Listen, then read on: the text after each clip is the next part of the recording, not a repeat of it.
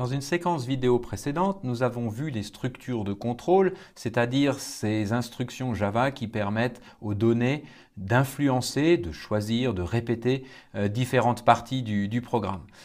Et nous avons vu que ces structures de contrôle utilisent beaucoup la notion de bloc. Cette notion de bloc va avoir une conséquence sur l'utilisation des variables, c'est ce que l'on appelle la portée des variables que nous allons maintenant détailler dans cette séquence-ci. En Java, les instructions peuvent donc être regroupées en blocs, et ceci indépendamment des structures de contrôle. Il suffit pour cela de regrouper donc les instructions entre une accolade ouvrante et une accolade fermante. Par exemple, ici, j'ai dans un bloc, donc avec une accolade ouvrante et une accolade fermante, déclaré une variable kb de type scanner, une variable i de type int, une variable x de type double, et je peux par exemple les utiliser pour lire la valeur de i, lire la valeur de x, ou par exemple pour afficher la valeur de i, la valeur de x. Ces variables appartiennent au bloc dans lequel elles ont été déclarées. Vous voyez donc qu'en Java, les blocs ont une grande autonomie, au sens où ils peuvent contenir leurs propres variables. Un deuxième exemple ici plus simple, où on a un bloc contrôlé par une instruction if. Le bloc commence donc ici et se termine par l'accolade fermante ici, et dans lequel on déclare une variable j de type entier, que l'on peut donc ensuite utiliser dans ce bloc. Mais une fois que l'on a quitté le bloc, à partir de cet endroit-là, on ne peut plus utiliser cette variable j qui appartenait au bloc en question.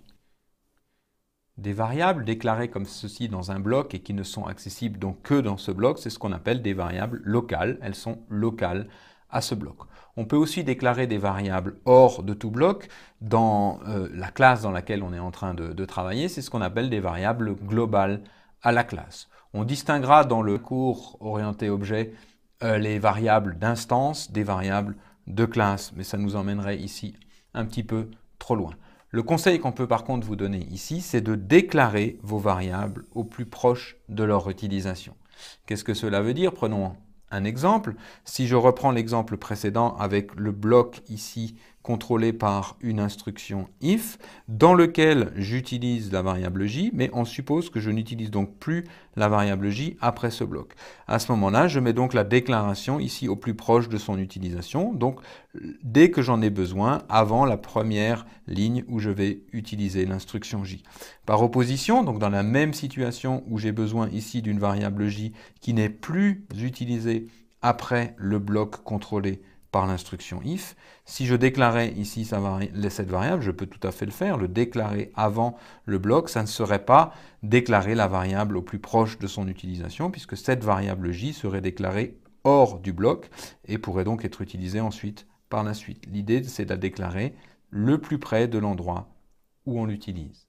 Cette notion d'endroit où on utilise la variable, ou plus exactement d'endroit où l'on peut utiliser une variable, c'est ce que l'on appelle la portée. La portée d'une variable, c'est l'ensemble des lignes de code où cette variable est accessible, utilisable, où on peut en parler.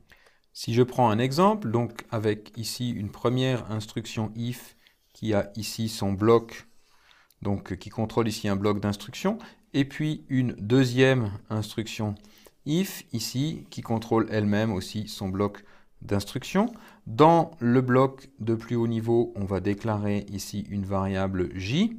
Et puis, dans le bloc le plus profond, on a déclaré ici une variable k que l'on utilise. La portée de k, c'est-à-dire l'ensemble des lignes de code où k est défini, ça va être le bloc ici de la deuxième instruction if. Alors que la portée de j, c'est-à-dire l'ensemble des lignes dans lesquelles j est défini, utilisable, ça va être le bloc ici dans lequel il a été défini. Donc vous voyez ici, k et j ont des portées différentes indiquées par ces deux blocs. Une question qu'on pourrait se poser, c'est qu'est-ce qui se passe si j'avais ici déclaré une variable j dans ce bloc? Bien, en Java, on n'a pas le droit de faire ce genre de choses. On n'a pas le droit d'avoir deux variables de même nom dans une portée, dans une même portée. Donc, par exemple, si j'avais ici déclaré dans le deuxième bloc une variable j, je vais avoir une erreur du compilateur de Java qui va me dire que c'est interdit, qu'il y a ambiguïté de nom. Donc, en Java, ceci est interdit. Vous ne pouvez pas avoir dans une même portée deux objets différents qui ont le même nom. Mais ceci est possible dans d'autres langages de programmation.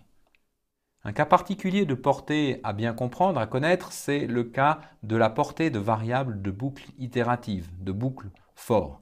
Si je prends donc un exemple ici avec une boucle for qui déclare une variable i de type entier, que je peux bien sûr donc utiliser dans le bloc, la portée de ce i va être donc le bloc contrôlé par l'instruction for, ainsi évidemment que la partie condition et la partie incrément de la boucle for, mais cette variable i va être donc locale au for, locale à la boucle itérative. À partir de la fin du bloc contrôlé par le for, on ne pourra plus utiliser cette variable i, elle est locale à l'itération for.